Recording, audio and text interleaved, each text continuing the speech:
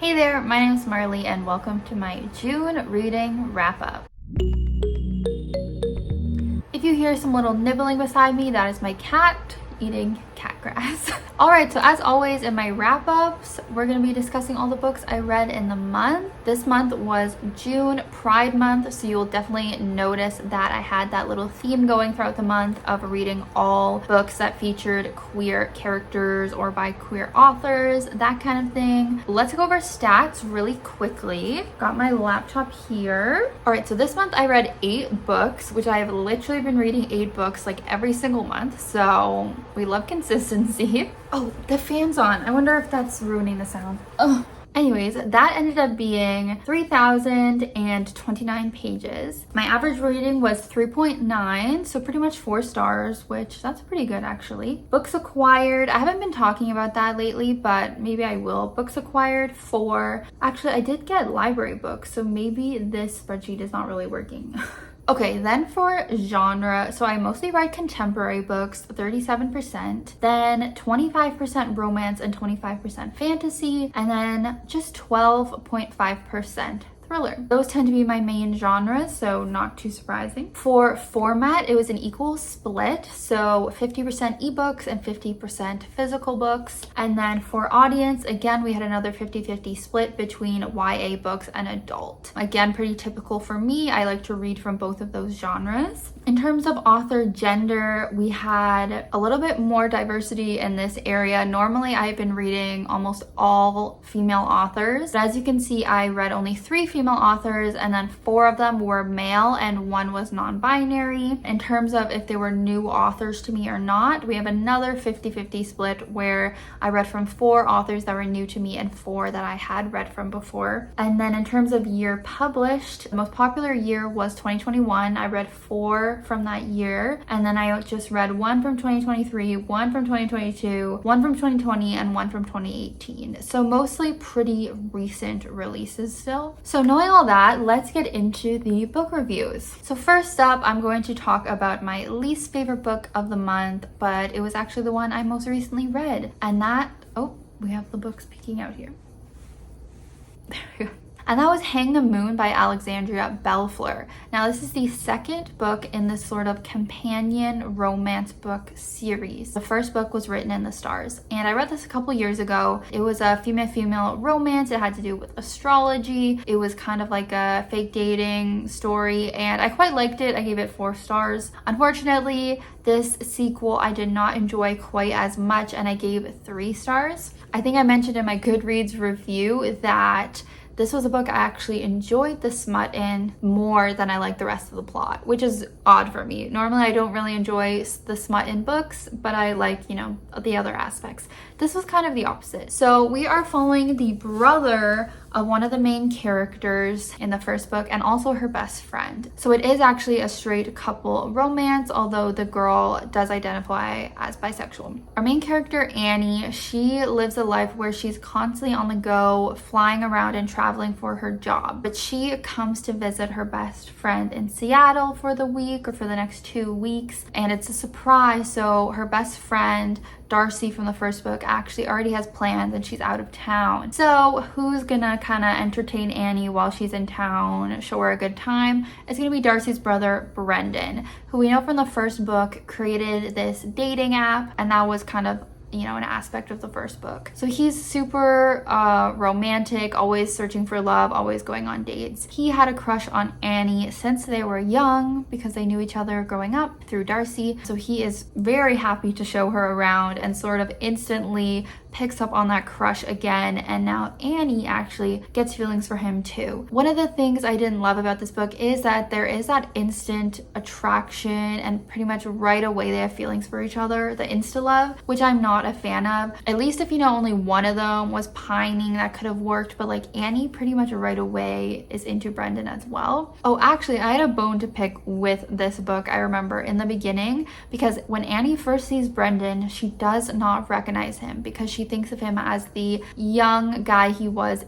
like 10 years ago when she last saw him. So she doesn't even recognize him when she sees him. She's like, who's this hot guy? And then she's like, oh, it's Brendan. And then literally moments later, she talks about that she's stalked him on Instagram and like creeps him on Instagram. So I'm like, which is it? Do you not recognize him? Don't even know who he is? Or do you stalk him regularly on Instagram? Plot hole. Yeah, so it's a little bit of a situation where they get together pretty quick, and then we just have like the conflict for the rest of the book that they're dealing with, which is basically that Annie doesn't live there and she's planning to actually move even further away. And it's basically Brendan and Darcy trying to convince her to move there to Seattle and live there with them. I found this a little bit questionable because it did kind of seem like they were trying to like manipulate her to like move there with them. And I know it was under good intentions of like they want Annie around and they want her to be happy, but it seemed a little bit like they were trying to control her actions. And coming back to the insta love thing, she's there for 2 weeks, and that's kind of the time that her and Brendan like fall in love, which is kind of quick. But yeah, as I said, I kind of was feeling the dirty scene, so that was a highlight, but overall this was just kind of a mediocre 3-star read for me. Okay, next up, I read Golden Boys by Phil Stamper, and this one I gave 3.5 stars, and I actually read it for a reading blog, which I will link below if you want to check that out for even more thoughts. But this is a YA contemporary book about these 4 boys who are all friends and they are all gay. It is their last summer before senior year, and they all are going on their little different adventures, internships, and different things like that. So we're following each of the boys and sort of their different journeys or different struggles they're dealing with.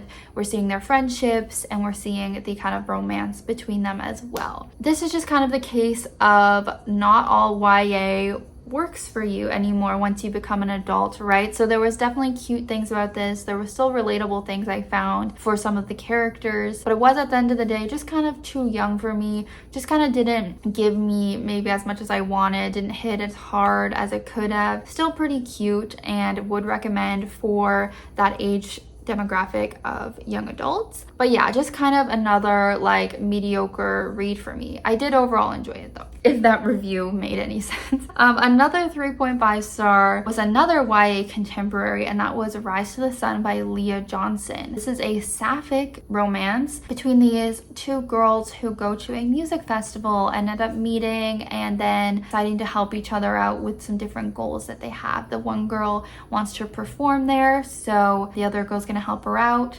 and then the other girl is trying to win this contest. So they're helping each other out. It started out really promising because they kind of were grumpy sunshine. They were not getting along. I was really liking that, and then it disappeared and it became insta love like very quick. That's a huge deal breaker for me, obviously, with these past books I've been talking about. And then I feel like this book kind of tried to take on too much, tried to take on too many kind of hard-hitting topics in the second half, and I feel like you have to just kind of pick and choose which ones you want to cover in a relatively short contemporary book. So yeah, still did like this one, but 3.5. And finally, this is actually the last book that was in that same vlog. I read The Charm Offensive by Alison Cochrun. I know I keep saying Alice Cochrun, but it's Alison.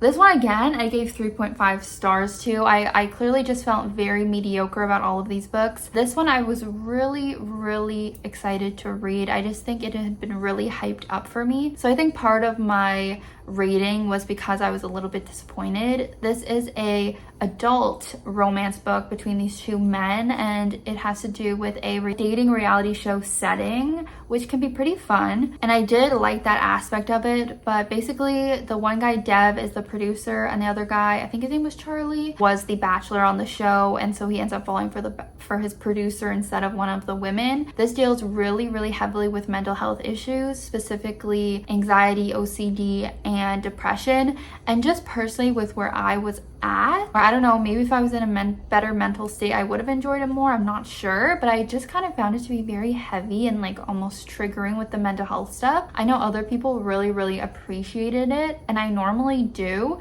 but I don't know, it was just kind of a lot in this book. Another thing, again, I feel like the romance wasn't slow burn enough for me. They got together a little too soon, and then there were maybe like a little too many cheesy kind of moments. But I'm really glad that so many people are liking this. I still do like this and overall would recommend it, but yeah, it just wasn't my perfect romance. Wasn't exactly what I was looking for. All right, then we are getting to The Sun and the Star by Riordan and Mark Oshiro. This is a Nico D'Angelo adventure from the Percy Jackson world. So if you don't know, I love Rick Riordan's books. I read all of them. I especially love his Percy Jackson and the Olympian series, of course, and the Heroes of Olympus that deals with those same characters. If you don't know, Nico is from the original Percy Jackson series. He's the son of Hades and he's been featured throughout the books. He's definitely a fan favorite. Minor spoiler, I guess, but he ends up coming out as gay during the series. So this is specifically focusing on Nico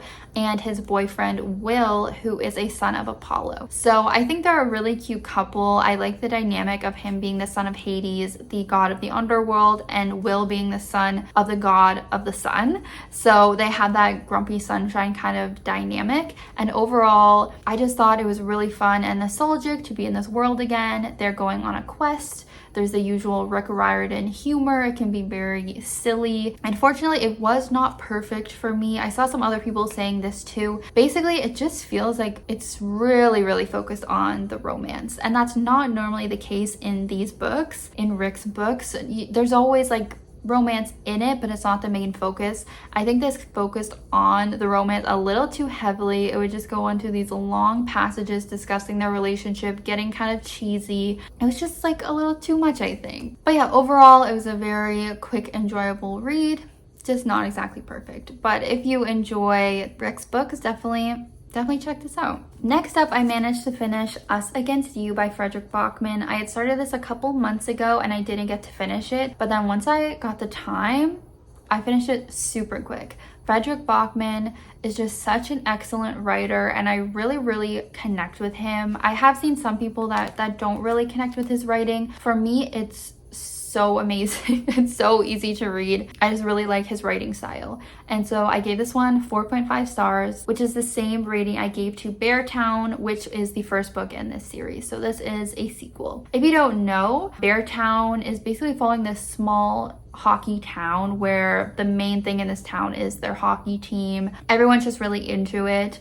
And then something really tragic happens where the manager of the team's daughter gets SA'd by the star hockey player. And it just really tears the town apart, causes a lot of angst for obviously the families involved and all the hockey players, and it's this big thing, and it's really like character driven. We're seeing all these different characters in the town, so many different perspectives, but it's all just done so well. This is the follow-up and kind of following the aftermath of those events. We're still following those same characters. I think maybe a few like kind of newer ones, and some of them leave. I wasn't expecting it to be as good as the first one because I'm kind of like, are they just dragging this out? But you know, you get so connected to these characters, and you know, we're talking about Pride Month. There actually is a gay character in this. If that's something you're interested in, is kind of like a hockey player coming out as gay. Like that's kind of a storyline we delve into. Obviously still dealing with our character that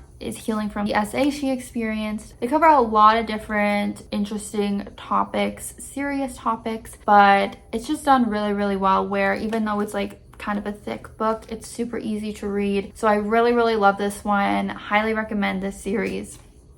And now there is a third book that I need to get and read, and I'm excited for it. Another book I rated 4.5 stars was Razorblade Tears by S.A. Cosby. This is a thriller I've been really excited to get to because people just say such good things about it, and I'm here to agree with those sentiments. If you don't know, it is a thriller, but it is definitely a different type of thriller than I normally read. It's a little bit more action based. It's like really brutal and like graphic and disturbing. I guess I should have expected.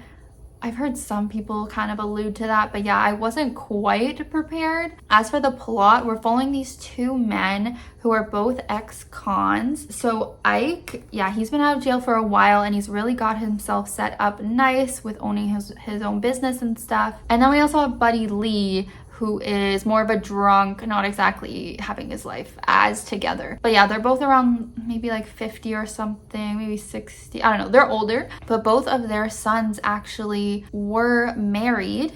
Their sons were gay and married together, and they were both recently brutally murdered.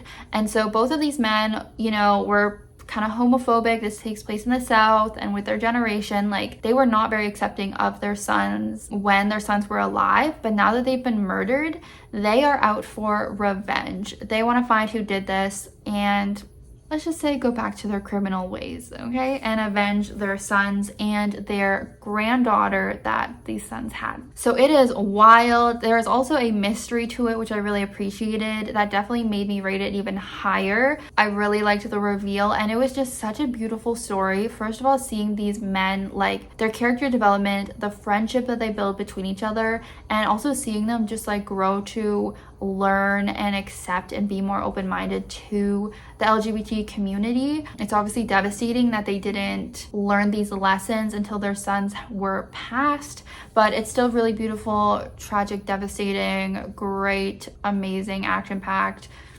Very good book. And my favorite book of the month is going to be Cemetery Boys by Aidan Thomas. I gave this 5 stars. I had a really great time. This is a YA fantasy book about this young boy, Yadriel, and he is from a very traditional Latinx family, and his family is made up of brujos and brujas, and he wants to be a brujo, but he is trans, so his family and community have a really hard time accepting him as a brujo and accepting his gender. So he kind of goes off on his own to do this ritual and ends up accidentally summoning a classmate of his who has just been murdered when he was trying to summon someone else. So him, his one cousin, and Julian kind of had this adventure of trying to figure out like who killed Julian, what happened to Yadriel's cousin who's also missing. There's this whole kind of mystery going on, and they're also trying to hide Julian because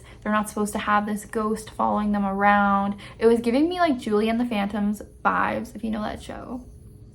And then Yadriel and Julian, they're the romance in it, and they're just super cute. Julian as a character is amazing, so funny, just a standout in this book. You might have heard me talk about it in my mid-year book freakout tag. I definitely mentioned this book and Julian in that. This is just great, and I'm glad that this is a book that actually lived up to the hype, because back in 2020 when it came out, people were really talking about it, and I never got to it till now. So I'm really happy that this one paid off, and I'm excited to read more from Aidan. I haven't heard as many good things about his other books, but I'm willing to give him a shot after this. Yeah, it was really great. If this sounds like something interesting to you, definitely pick it up. And that's the end of my wrap up for June. Definitely let me know if you've read any of these books and what your thoughts were. Please subscribe if you have not already. I would really appreciate it. Hope you have a great rest of your summer. I'll hopefully see you in my next video. Bye!